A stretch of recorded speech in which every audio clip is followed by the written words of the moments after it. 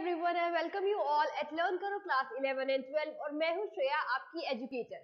So I hope all of you are getting yourself vaccinated. अगर आप लोगों ने ऑलरेडी वैक्सीनेशन करा लिया है तो वेल एंड गुड, और अगर अब तक नहीं कराया है तो अभी जाकर करवाइए, क्योंकि it is the need of an hour and अब ये सीबीएसई ने भी मैंडेटरी कर दिया है सभी स्टूडेंट्स के लिए। ऑलराइट, टर्म 2 की प्रिपरेशन सभी बच्चों की अच्छे से चल रही है। 40 मार्क्स के लिए हम अपनी बुक फ्लेमिंगो एंड विस्टास अच्छे से कवर कर लेंगे। राइटिंग स्किल्स की प्रैक्टिस भी काफी अच्छे से कर लेंगे। फ्लेमिंगो ऑलमोस्ट हमने चैनल पे कवर कर ली है, सभी चैप्टर्स की वीडियोस डल चुके हैं। इन केस अगर आप लोगों ने अब तक नहीं देखा है तो जाकर देख लीजिएगा। डेफिनेटली सेपरेट प्लेलिस्ट बनी हुई है, इंग्लिश की लिंक डिस्क्रिप्शन बॉक्स में प्रोवाइडेड है।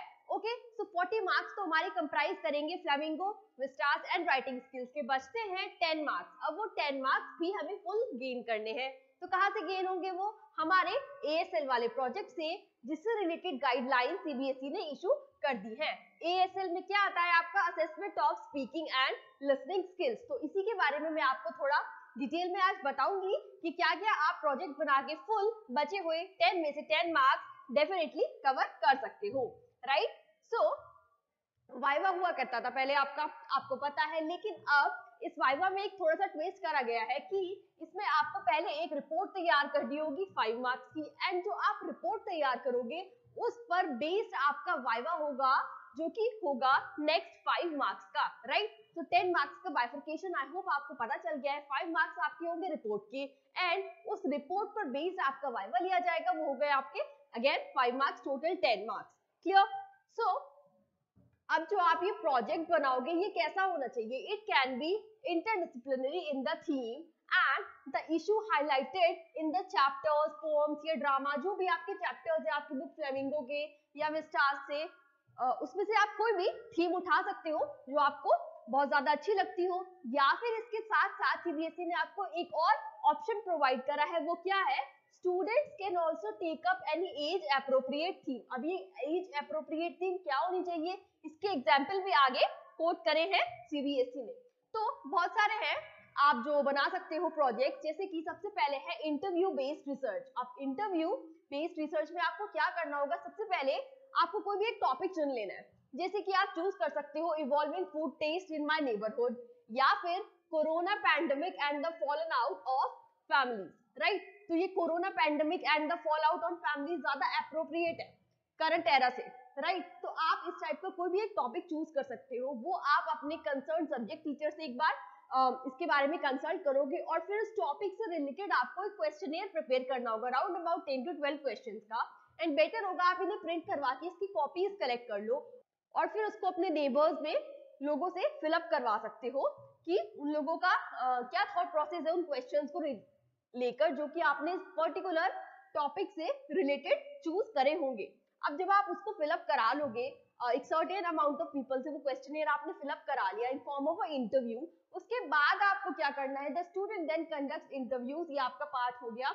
उसके बाद आपको उसको स्टडी करके अपनी एक रिपोर्ट तैयार करनी है, एंड उसमें आपको कोई भी एक उससे रिलेटेड ऐसे राइटअप या रिपोर्ट, बेसिकली आपको एक रिटन मैटर लिखना है अपने आप कि आपने ये जो सारा रिसर्च वर्क करा, इससे आपने क्या सीखा, आपका क्या टेक है इस टॉपिक पे।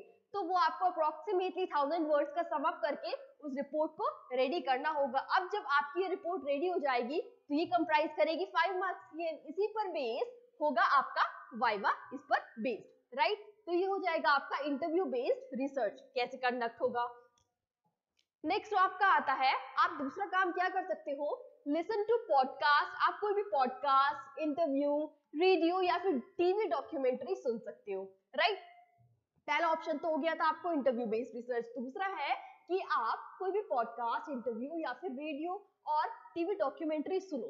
अब नॉर्मल सी बात है, जब आप सुन रहे हो तो उसमें कोई ना कोई स्पीकर रहेगा और कोई ना कोई टॉपिक रहेगा जिस पर भी वो अपने व्यूज दे रहे होंगे। अब यहाँ पर आप दो तरह की रिपोर्ट प्रिपेयर कर सकते हो, या तो आप स्पीकर जो भी बोल रहा है उससे अग्री कर रहे हो, राइट, देन आप उससे अग्री करते हुए बहुत सारे पॉइंट्स कलेक्ट करके एक रिपोर्ट बना सकते हो। या फिर आप यहाँ पे दूसरा काम क्या कर सकते हो? आप उससे डिसएग्री कर रहे हो, उसे काउंटर करते हो, यानी कि आप उस बात से सहमत नहीं हो जो भी इन पॉडकास्ट में स्पीकर बोल रहा है, आप उन बातों से सहमत नहीं हो, उसको कॉन्ट्राडिक्ट करते हुए आप एक रिपोर्ट तैयार कर सकते हो। राइट, अब नॉर्मल सी बात है, अगर आप फेवर कर रहे हो तो आपके पास फेवरिंग के लिए पॉइंट्स होने चाहिए, और अगर आप उससे डिसएग्री कर रहे हो तो डिसएग्री स्टेटमेंट के लिए भी आपके पास पॉइंट्स होने चाहिए।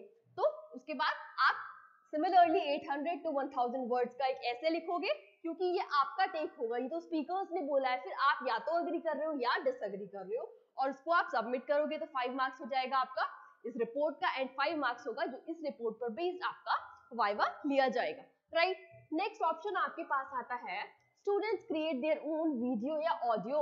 अब जो बच्चे बहुत शाय होते हैं ना, इंट्रोवर्ट टाइप की स्टेज पे जाने का फियर होता है एंड ऑल, तो वो लोग क्या कर सकते हैं, कुछ नया लाइक वो अपनी वीडियो या ऑडियो रिकॉर्ड कर सकते हैं, लेकिन ये थोड़ा सा कॉम्प्लेक्स हो जाएगा। क्यों? क्योंकि अभी जैसे कि पैंडेमिक का टाइम है और क्लासेस ऑनलाइन है, so after writing a script सबसे पहले तो आपको इसमें स्क्रिप्ट बनानी पड़ती है, उसके बाद ये सारा रिकॉर्ड किया जाता है। अब ये स्क्रिप्ट के लिए आपको बहुत सारी कंसल्टेशन चाहिए होगी अपनी टीचर से, like theme, topic of the audio या video would be child like, कि अब वो जो टॉपिक आप चूज कर रहे हो वो आप खुद से चूज करोगे, आपकी टीचर आपको चूज करने के लिए देंगे, या फिर क्या क्या आप उसमें डिस्टिंक्ट एलिमेंट्स इंक्लूड करोगे। देन और क्या आता है आपके पास की टाइम ड्यूरेशन क्या होनी चाहिए, वो स्पेसिफाई करेगा कौन, आपका टीचर, कि वो वीडियो या ऑडियो जो भी आप रिकॉर्ड कर रहे हो उसकी टाइम लिमिट क्या होनी चाहिए। उस इंटरव्यू में आपके एक गेस्ट होंगे या एक से ज्यादा गेस्ट होंगे, तो इस तरह से ये थोड़ा सा ज्यादा कॉम्प्लेक्स वर्क हो जाता है मेरे हिसाब से, तो ये थोड़ा ज्यादा आपका हार्ड वर्क लेगा। एंड टाइम ड्यूरेशन मैंने आपको बता दिया, स्पेसिफाई करनी पड़ेगी। इसके साथ साथ how would they present the script और रिपोर्ट टू द टीचर, तो किस वे में आपको सबमिट करनी होगी ये वाली वीडियो या audio to your teacher. Example, can it be in form of a narrative, तो ये टीचर के साथ आपको कंफर्म करना पड़ेगा। उसके बाद जब आपकी सारे क्वेरीज आंसर हो जाएंगे तब जाके आप ये रिकॉर्ड कर पाओगे, तो मेरे हिसाब से ये थोड़ा ज्यादा कॉम्प्लेक्स हो जाता है।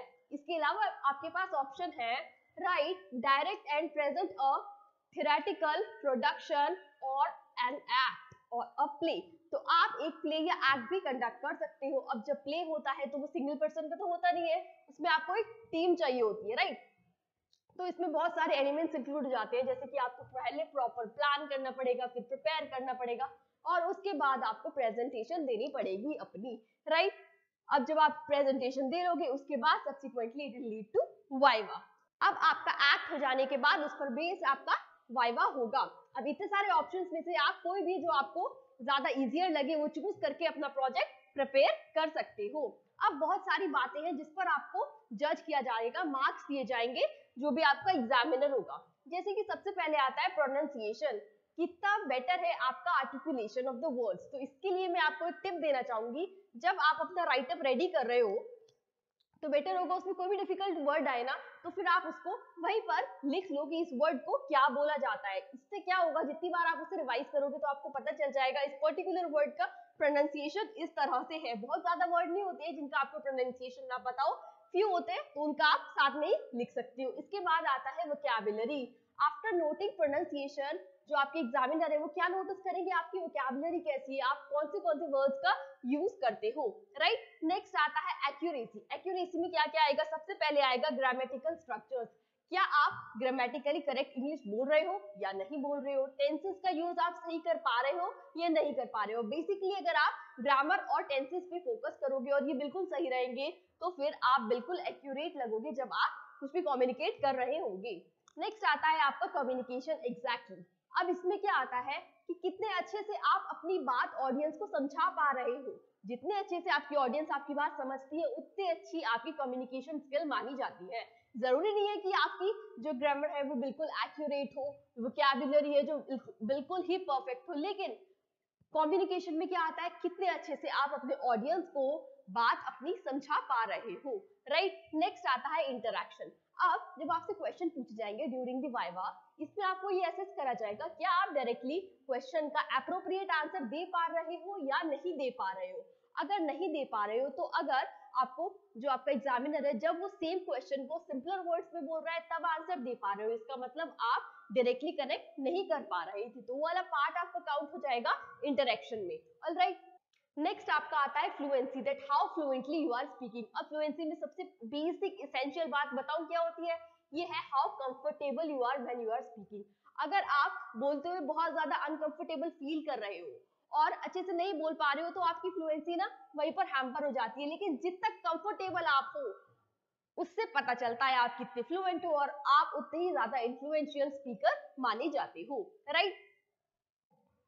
अब जब आप किसी भी एक टॉपिक पर बेस्ड अपना रिपोर्ट रेडी कर लोगे, अब आपको उसका एक प्रोजेक्ट पोर्टफोलियो या फिर प्रोजेक्ट रिपोर्ट कंपाइल करना होगा जो आप सबमिट करोगे, राइट। तो उसमें आपको क्या क्या इंक्लूड करना होगा? सबसे पहले आपका आएगा एक कवर पेज।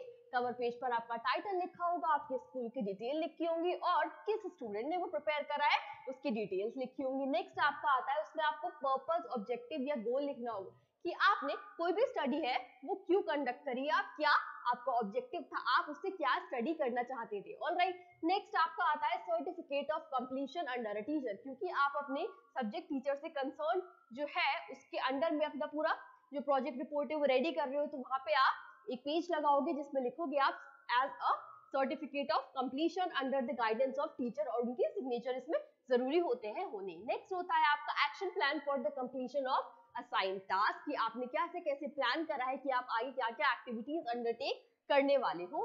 उसके बाद आपका आता है मटेरियल्स। अब इसमें मटेरियल्स में आपका बेसिक सब चीजें आ जाएंगी जिसका आपने यूज करा है अपने प्रोजेक्ट को रेडी करने के लिए, जैसे कि स्क्रिप्ट हो सकता है, क्वेश्चनेयर हो सकता है जो आपने प्रिंट आउट करवाए थे।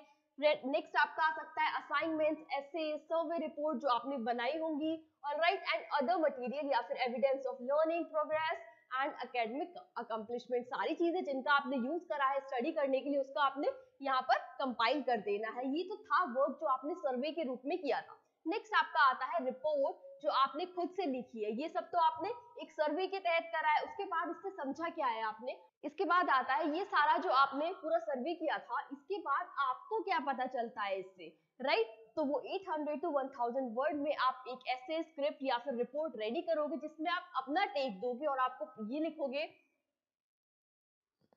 देन 800 to 1000 वर्ड्स में आप एक ऐसे स्क्रिप्ट या रिपोर्ट लिखोगे जिसमें आप ये लिखोगे जितना भी आपने पूरा सर्वे करा है इससे आपको क्या पता चलता है एंड आपका अपना क्या टेक है ऑन ए पर्टिकुलर टॉपिक, इसको आपको सम अप करना होता है इन 800 to 1000 वर्ड। अब क्योंकि इस पर बेस्ड आपका वाइवा होगा जो कि 5 मार्क्स का है, तो बेटर है ये जो सारा वर्क है ये आप खुद से करो, क्योंकि आप खुद से करोगे तब उतना बेटर आप उस टॉपिक से कनेक्ट हो पाओगे। लेकिन अगर आप इसे किसी और के थ्रू करवा लोगे तब आपको दोबारा वाइवा के लिए डबल मेहनत करनी पड़ेगी। बेटर होगा ये सारा वर्क जो है ये आप खुद से करो, क्योंकि इस पर बेस्ड आपका 5 मार्क्स का वाइवा भी होगा। अगर आप इसमें खुद से मेहनत नहीं करोगे तो आपको वाइवा के लिए दोबारा डबल मेहनत करनी पड़ेगी, तो बेटर है ये सारा काम खुद करो, तो फिर वाइवा और टॉपिक से आप खुद ही कंसर्न होंगे, उसके लिए आपको डबल मेहनत नहीं करनी पड़ेगी, राइट। अब जब कोई भी रिपोर्ट हम रेडी कर रहे होते हैं ना, तो उस पर अगर आप कोई भी पिक्चर्स, फोटोग्राफ्स लगाते हो तो फिर वो और बहुत ज्यादा अच्छा लगता है, तो इसलिए बेटर रहेगा आप वहां पर फोटोग्राफ्स या पिक्चर्स वहां पे पेस्ट करो। फॉर एग्जाम्पल आपने कोई इंटरव्यू कंडक्ट करा था, कोई स्क्रिप्ट था, कोई प्ले था, आप उस पर पिक्चर क्लिक करा सकते हो और वो यहाँ पर डेफिनेटली अटैच कर सकते हो, राइट। नेक्स्ट एंड में लिखा जाता है बिब्लियोग्राफी या फिर रिसोर्सेज, जिसमें हम लिखते हैं अगर कोई भी आपने डेटा वहां पे कोट करा है और वो कहीं से लिया गया है तो आपको वो लिखना होता है कि वो आपने रिसोर्स किया है, कहाँ से वो डेटा टेकन है, ऑलराइट। आई होप एएसएल क्या होता है आपकी समझ आ गया होगा, और जब आप अपने सब्जेक्ट टीचर से कंसर्न करके बनाओगे तो एएसएल में डेफिनेटली 10 on 10 मार्क्स ला पाओगे, right. By Learn Karo Premium subscription, you can attend live classes from anywhere, anytime. You may avail the entire study material in the PDF format. Apart from this, you can also attend live tests, quizzes and assignments too. So, at Learn Karo class 11 and 12, हम लोग term 2 की अच्छे से preparation कर रहे हैं। Flamingo English का majority of the syllabus हमने ऑलरेडी कवर कर लिया है, एंड डेफिनेटली डाउनलोड कीजिए हमारा official app learn Karo the live learning app, and you may also join us on Telegram, ताकि आप सभी बच्चों को टाइमली नोटिफिकेशंस मिलती रहे। So with this ending up this session here, and I will meet you in the next session with the next important topic. Till that time, keep studying, take care, all the best, bye bye.